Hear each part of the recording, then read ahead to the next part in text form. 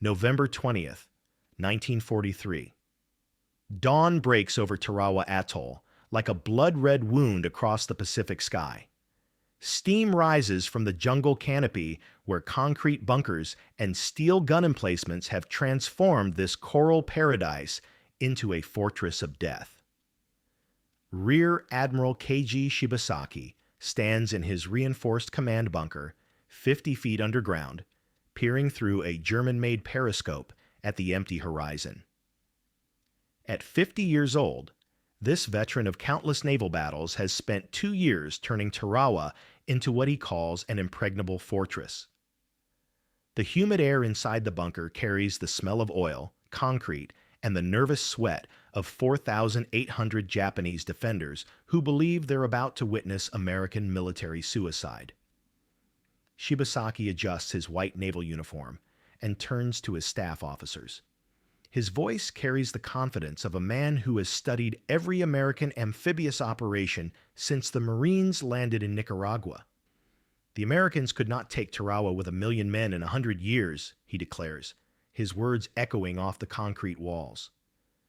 But something on the horizon doesn't match the intelligence reports. Through his periscope, Shibasaki watches dots appear on the water's edge. Not the scattered, uncoordinated transport ships his intelligence predicted. These vessels move in perfect formation. Their spacing too precise. Their timing too synchronized. The morning light reveals silhouettes that make his breath catch in his throat. 535 ships. His staff officers crowd around radio sets, their faces growing pale as reports flood in from observation posts across the atoll. Sir, the enemy fleet extends beyond visual range. Admiral, our scouts count 15 aircraft carriers. The formation is unlike anything in our tactical manuals. Shibasaki has prepared for American overconfidence. He has planned for their typical pattern of rushed, poorly coordinated beach assaults. His October 1942 Battle Dispositions Directive is clear. Wait until the enemy assembles for landing, then destroy their crowded transports with concentrated fire. But these ships aren't crowding together like sitting ducks. They're positioning themselves with mathematical precision, creating overlapping fields of fire that turn the lagoon into a coordinated killing zone, with Japanese positions as the target. The sound begins as a whisper, a low rumble that vibrates through the coral bedrock beneath Shibasaki's feet. Then it grows. The whisper becomes a roar that shakes dust from the bunker ceiling and rattles the radio equipment. Through his periscope, he watches muzzle flashes bloom like deadly flowers across the American fleet. But here's what freezes his blood. The bombardment isn't random. Each ship fires in sequence, creating a rolling wave of destruction that moves across Japanese positions with clockwork precision. What Shibasaki witnesses in the next 76 hours will haunt military commanders for generations and force an entire nation to abandon everything they believed about warfare. The question that will destroy his worldview and reshape the Pacific War. How is this level of coordination even possible? You have to understand what Shibasaki is seeing through that periscope to grasp why his hands begin to tremble. For 2 decades, he has studied amphibious warfare. As a young lieutenant, he analyzed the failed British assault at Gallipoli. 9 months of chaos because British forces couldn't coordinate their Navy and Army operations. As a commander, he witnessed Japanese victories across the Pacific, where individual courage and superior fighting spirit overwhelmed poorly coordinated Allied defenders. The Japanese military doctrine that built his career is rooted in centuries of samurai tradition. The decisive battle concept where concentrated force and warrior spirit crush the enemy through superior will and tactical surprise. At Pearl Harbor, Japanese coordination shocked the Americans. In the Philippines, at Singapore, across the Dutch East Indies, Japanese forces succeeded because they hit hard, fast, and coordinated better than their enemies expected. Shibasaki has spent months preparing Tarawa based on this proven formula. His 4,800 defenders occupy interlocking bunkers designed to create crossfire zones that will slaughter Americans as they stumble ashore in typical Western confusion. The concrete walls around him are 3 feet thick. The steel doors can withstand direct hits from battleship guns. His artillery pieces are pre-registered on every possible landing beach. But as morning light illuminates the American fleet, something doesn't match the pattern. "Sir," his communications officer calls out, voice tight with confusion. "We're receiving reports from Guadalcanal that don't align with our tactical assessments." Shibasaki turns from his periscope. "What reports?" "Intelligence indicates the Americans achieved unprecedented coordination during their August offensive. Our planners reported being stunned by coordination capabilities that exceeded all previous assessments." The words hang in the humid bunker air like a death sentence.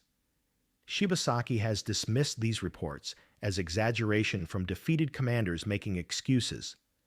But through his periscope, he watches American ships maintain perfect spacing while maneuvering in waters that should create chaos. Supply vessels move between warships without confusion. Aircraft carriers launch fighter planes in coordinated waves that suggest radio communication between pilots, ships, and ground controllers. This isn't how amphibious operations work. Shibasaki has studied American military history.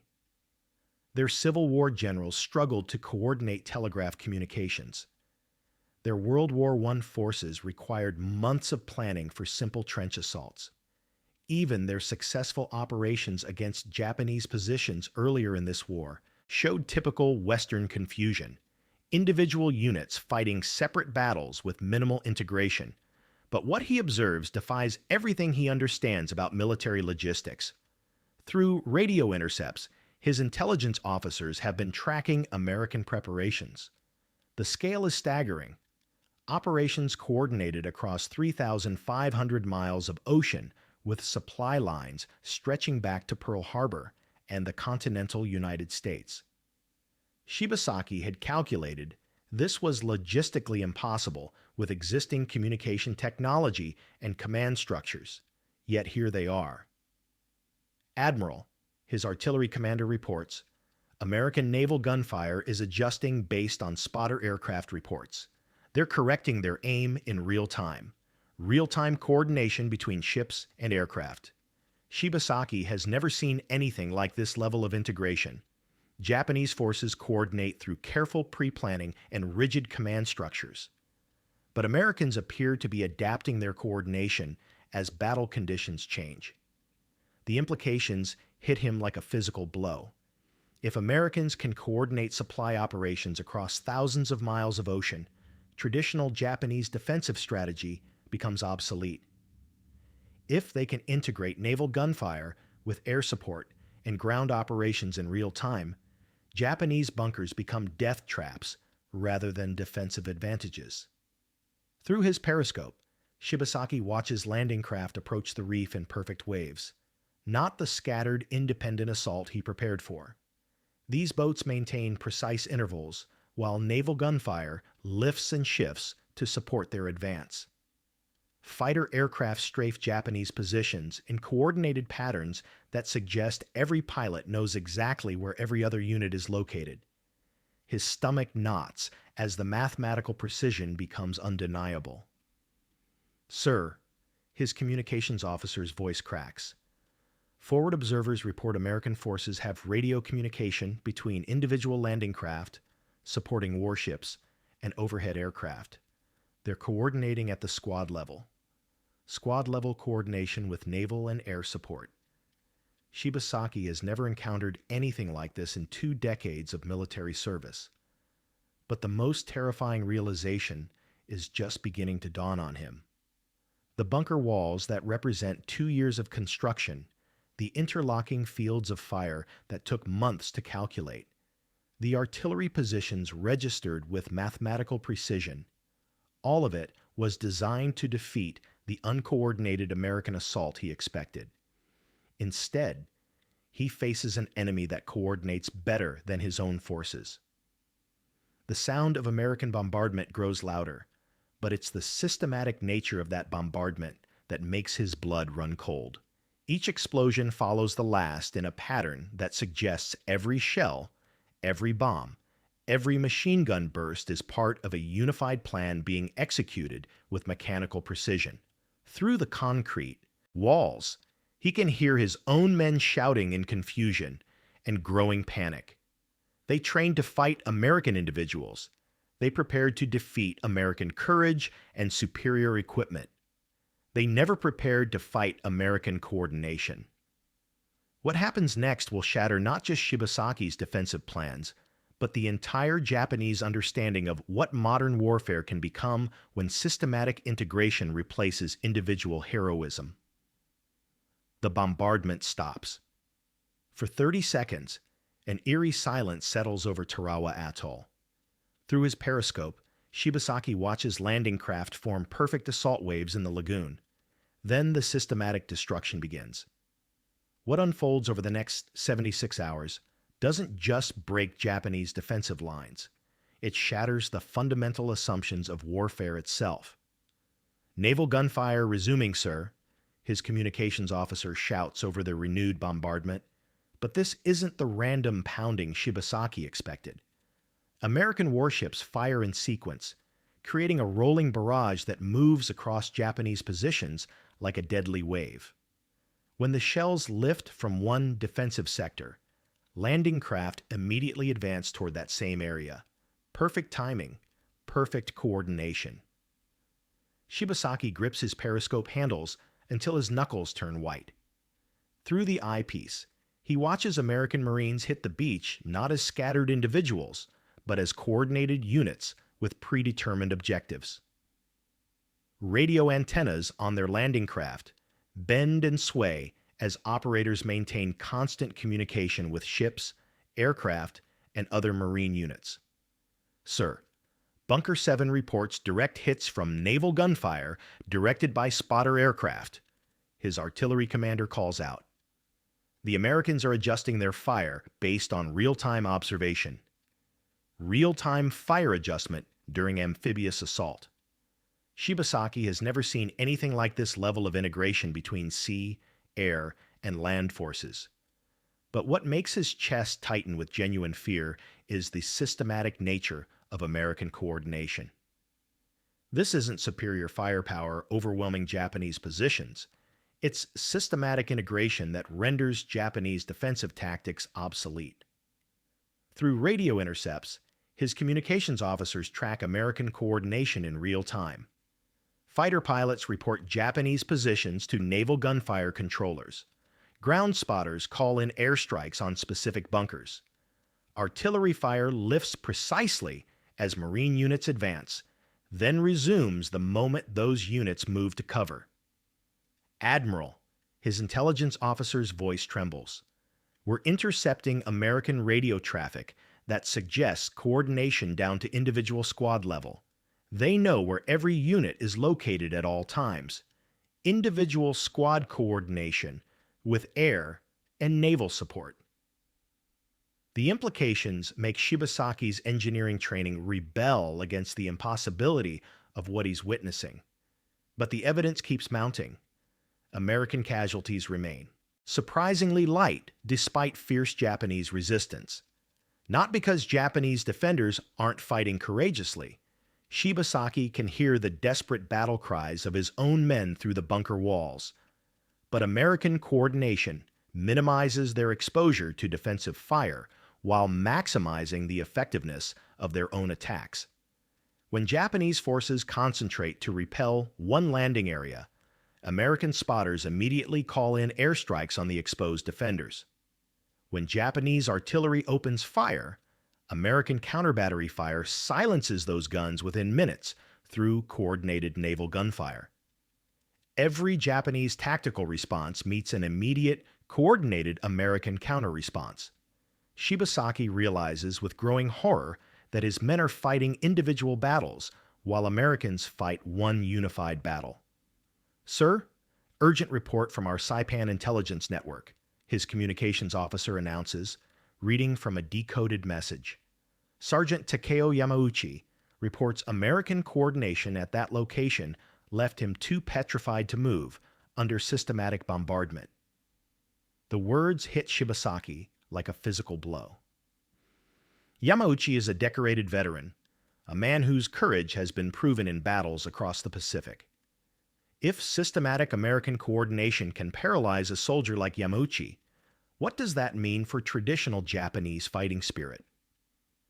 Through his periscope, Shibasaki watches the impossible become routine. American landing craft navigate coral reefs with precision that suggests detailed hydrographic surveys. Supply boats arrive exactly when advancing Marines need ammunition and medical supplies.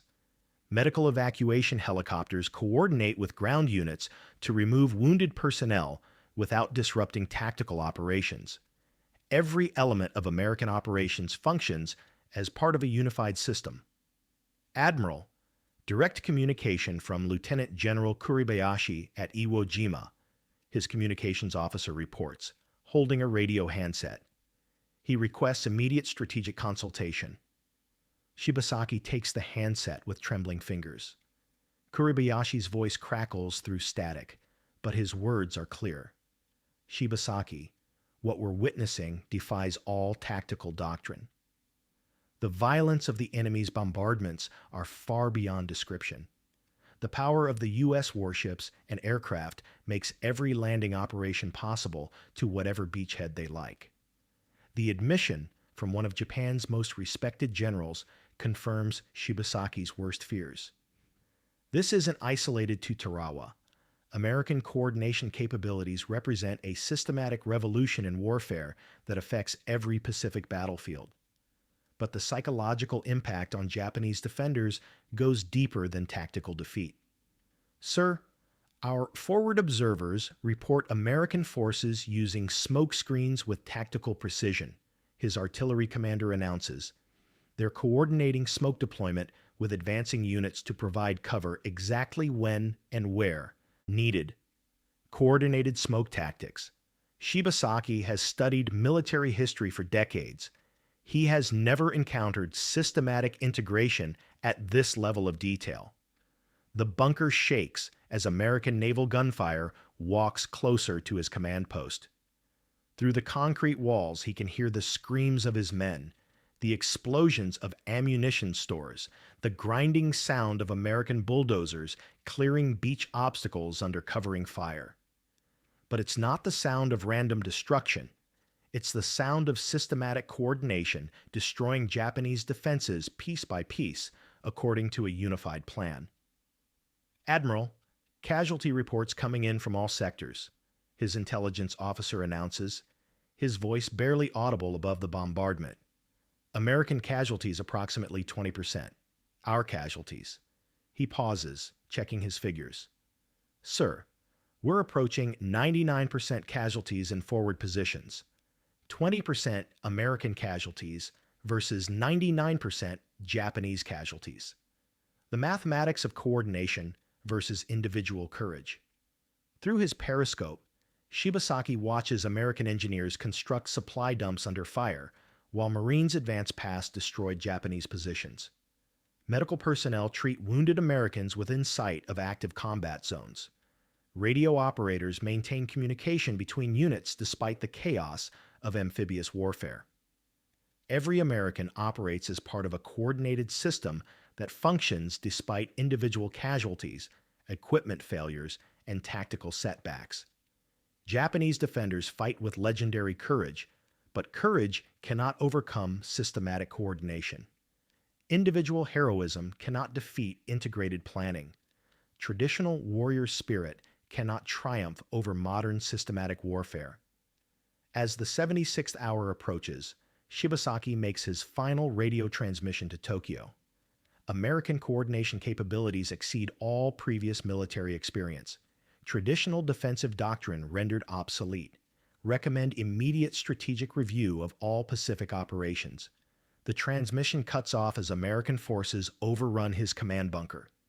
But Shibasaki's death represents more than the fall of Tarawa. It marks the moment when traditional warfare dies and modern coordinated operations are born. The systematic coordination that destroys Shibasaki's impregnable fortress in 76 hours will force Japanese strategic doctrine to evolve from aggressive expansion to desperate attrition. The coordination tactics that paralyze Sergeant Yamauchi will ultimately drive Japanese forces to abandon conventional warfare entirely. What American forces demonstrate at Tarawa isn't just tactical superiority. It's a glimpse of warfare's future, where integration and coordination triumph over individual courage and traditional tactics. The ripple effects will transform not just the Pacific War, but military doctrine for generations to come. The silence after Tarawa falls is more devastating than the 76 hours of coordinated bombardment.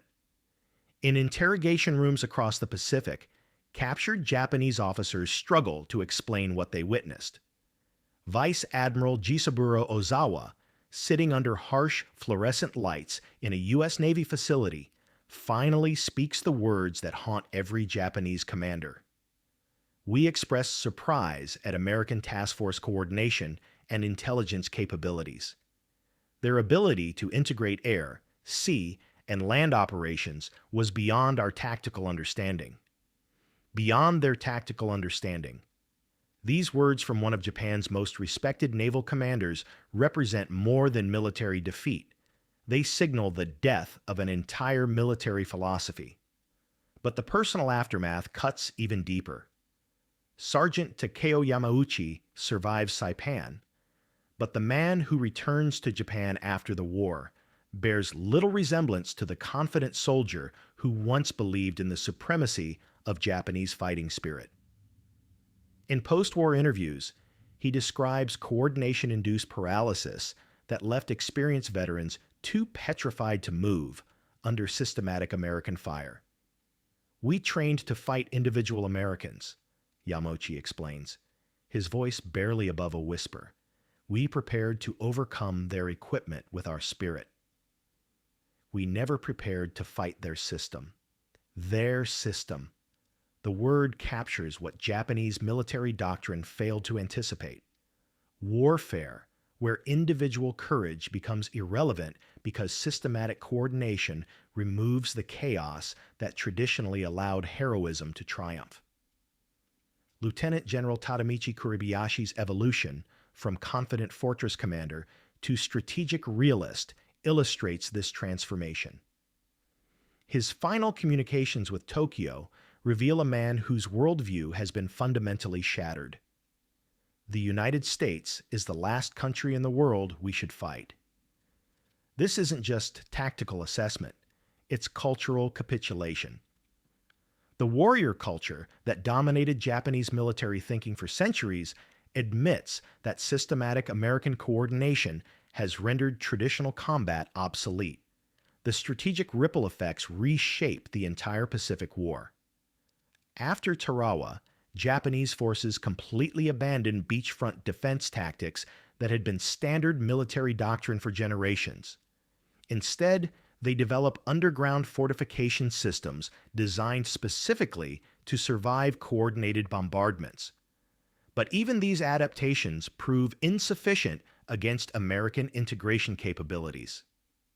Captain Rikihei Inoguchi, responsible for coordinating kamikaze operations, provides the most devastating admission in post-war interrogations. American coordination created superiority impossible to overcome through traditional military methods. Kamikaze tactics weren't about Japanese fanaticism or death worship. They represented strategic acknowledgement that conventional warfare against American coordination was hopeless.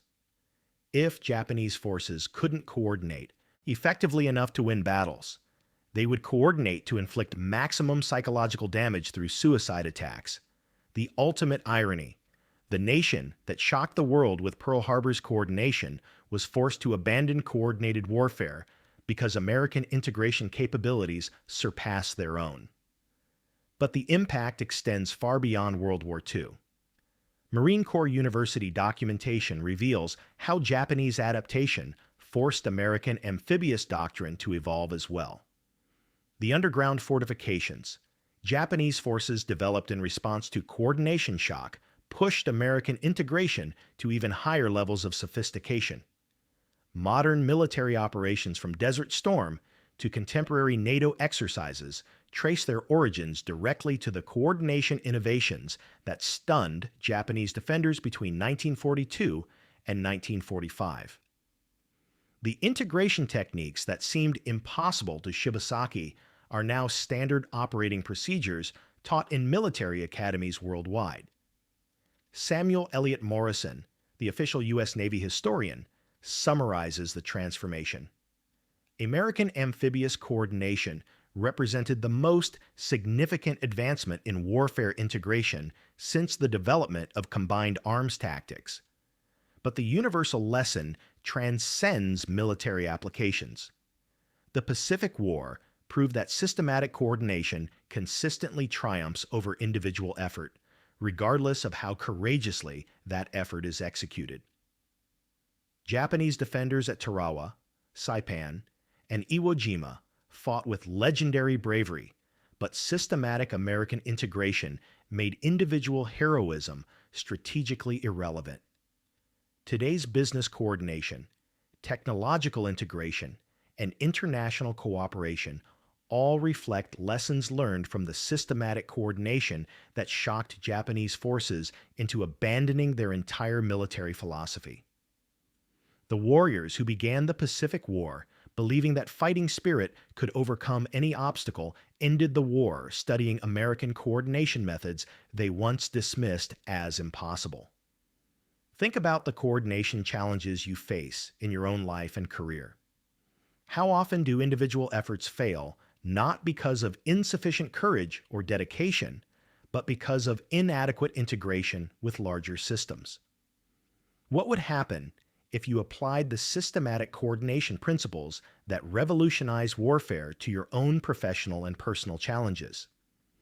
Subscribe for more revelations about how military innovations continue to shape the way we solve complex problems today.